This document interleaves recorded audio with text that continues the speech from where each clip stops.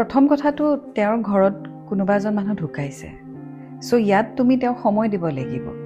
তুমি তেওঁৰ জেগাত নাই গতিকে তুমি বুজি পোৱা নাই যে তেওঁ কি হেৰাইছে বা কাক হেৰাইছে তেওঁৰ সম্পৰ্কটো সেই ব্যক্তিজনৰ লগত কেনেকুৱা গতিকে ইয়াত যদি তুমি ভাবিছা যে এদিন হ'ল দুদিন হ'ল 4 দিন হ'ল এতিয়াতো সব ঠিক হৈ যাব লাগে তেনেকুৱা নহয় ন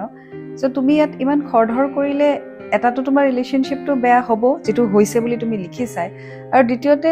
ঠিক হ'লেও তেওঁ সদায় এইটোৱে ভাবিব যে মোৰ ঘৰৰ মানুহৰ প্ৰতি তাইৰ অকনো সহানুভূতিয়ে নাই So you have to be little respectful, you have to be little compassionate and you have to have little patience. মানে লৰাটোক অকমান তুমি সময় দিয়া to heal. মানুহৰ ব্ৰেকআপ হ'লে হিল হ'বলৈ ইমান সময় লাগে তেওঁতো কাৰোবাক হেৰুৱাইছে গতিকে ডেফিনেটলি তেওঁক অকমান সময় লাগিব সো তুমি ডিসাইড কৰিব নোৱাৰা ন যে হিল তেওঁক কিমান সময় লাগিব তেওঁ নিজৰ মতে হিল হ'ব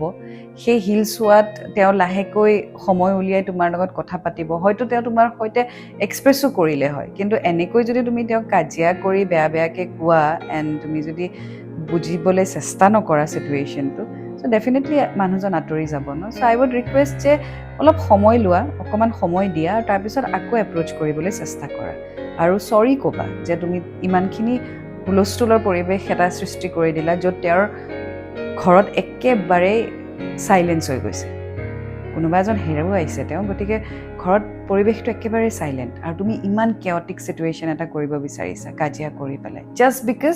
তোমাৰ লগত তেওঁ কথা পাতা নাই that is very wrong so I would request you যে অলপমান সময় দিয়া আৰু তাৰপিছত আকৌ তুমি তেওঁক কন্টেক্ট কৰা তোমাৰ ভুলটো স্বীকাৰ কৰা আৰু তাৰপিছত বুজিবলৈ চেষ্টা কৰা সেইটোৱে কথা and I wish you all the best